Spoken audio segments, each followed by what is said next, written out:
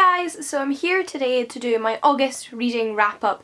This is mini reviews of all the books I read in August, so without further ado, let's get into the books. So starting off with a reread, or in fact 3 rereads. I reread for the first time since originally reading them the Hunger Games trilogy by Suzanne Collins.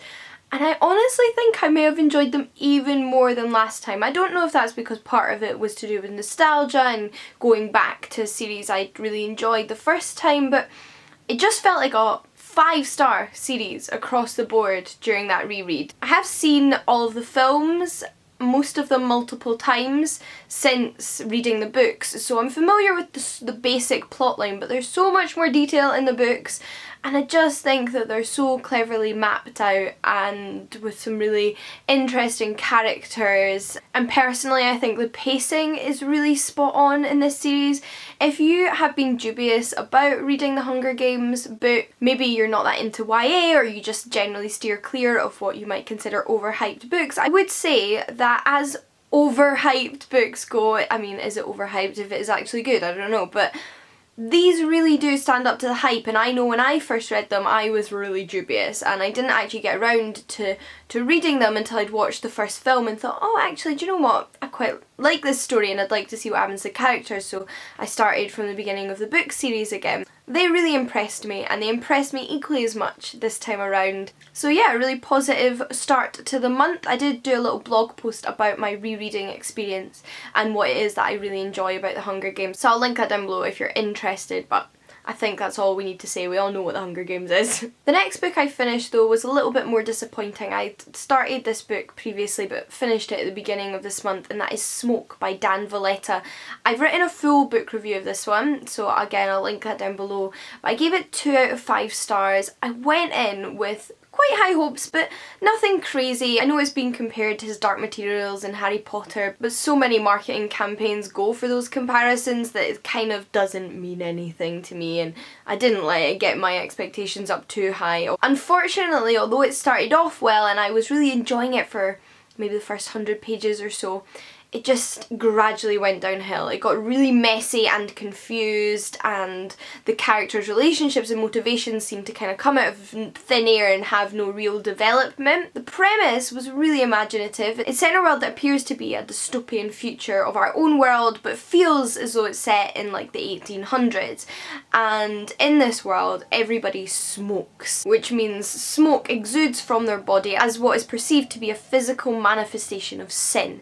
Now that's sounds so interesting, and I think the idea was really great, and like I said, I enjoyed it at the beginning, but I think the execution fell pretty flat by the end, and by the very end I just had lost all interest in the story. So I think it might be a series, but obviously I won't be continuing. I only have one more 2-star read, and the others are all 4-star reads. So the 2-star read quickly is Kim Kardashian's Marriage by Sam Riviere. This is a collection of poetry which I hauled recently. It was sent to me by the publisher with a pile of other poetry books, but I decided to start with this one purely because the name amused me. The title amused me, so I picked this one up, but Sam Riviere is just not for me. The poems were going for that commentary on modern culture and reality TV and celebrity status without any real merit. All of these things that we like to contemplate and criticise in modern society. There were a couple of moments where I did laugh during the poetry collection, but I am, to this point, not sure whether I was laughing at the poet or with the poet. Like, I cannot tell if that's what he was going for. Generally speaking though, he didn't really conjure up any feelings in me. More often than not, I just felt like, okay. And I feel like what I expect from poetry above all else is feeling, and it didn't do it for me. So unfortunately not a new favourite poet, but what can you do? But like I said, the next 3 books are all 4-star reads, so let's get into those, shall we? So the first of those was The Woman Warrior by Maxine Hong Kingston. I adored this book. It is split into 4 sections, each of which is kind of like an individual essay slash short story. They mix fact and fiction together, but they each play on similar themes and make a really beautiful collection as a whole. Maxine Hong Kingston was a first generation Chinese American, her parents both having grown up in China but having emigrated to America. And in this book she explores her relationship with her culture as a Chinese American woman. She does this through telling stories about her mother, her grandmother, her aunt, her cousins, her sisters, based on stories she was told, based on stories she experienced, and mixing in with all of that Chinese mythology and legends that have been shared with her. Through that she reveals traditional attitudes towards women and women's roles in Chinese society, but also what it's like to emigrate to a country with very different traditions and ideas and culture. Obviously traditionally women in Chinese culture are quite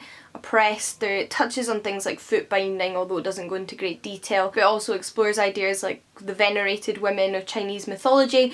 There is so much going on in this, and like I said, it really mixes fiction and fact, like completely blurs and blends the two. But for me that mixture really brought the ideas in this story to life, and it was such a beautiful reading experience. Maxine Hong Kingston is a wonderful writer, and I was just generally really impressed by this book. But next was a more straight up non-fiction book, and that is The Girl with the Lower Back Tattoo by Amy Schumer. I downloaded this one on Audible as an audiobook because who does not want a non-fiction book written by a comedian to be read by that comedian? I think that format works so well, and I really enjoyed reading Amy Schumer read her book. This is basically a bit of a reflection on growing up by Amy Schumer, looking back on her experiences as a child, as a teenager, and as a young woman in her 20s, reflecting back on family relationships and romantic relationships and experiences that shaped and formed her. I thought this book was going to be a lot more actually frivolous than it is. I thought it was just going to be a bit of fun, comical stories about Amy Schumer's life,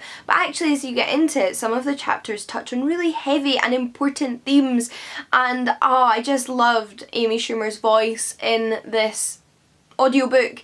She spoke about some really important topics like abusive relationships, what is consent, dealing with the serious illness of her father, and it was all very touching but also mixed in with some real humour and just heartwarming moments. There was a bit of everything in this book, and honestly, super impressed.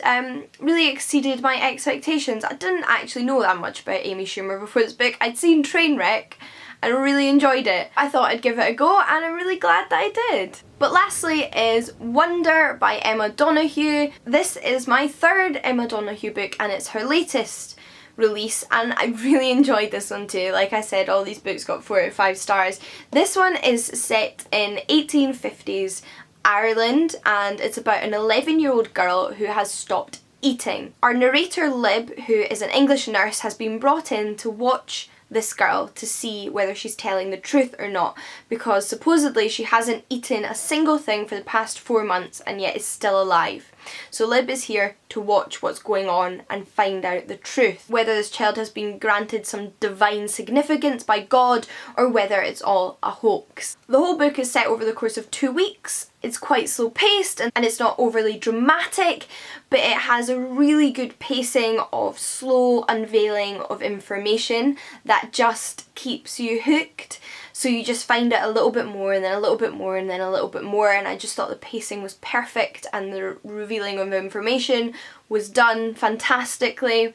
It was a very emotional read. Really grew attached to the characters in this book. Although Lib was a character I wasn't sure if I was going to like at the beginning, I really grew to care about her, and none of the characters in this book are perfect, but all round I just came away very satisfied after having read this. The time and the place and the characters and the events had me absolutely hooked, and I continue to be a massive Emma Donoghue fan after this book. Her writing is just spot on. But those are all of the books I read in the month of August. I think I'm going to do a separate currently reading and TBR video because I've got a few things that I've already started for September, so you might be interested. If you have any thoughts on the books I talked about in this video, please do leave them in the comments down below. But until next time guys, happy reading, and I'll see you all again soon. Bye!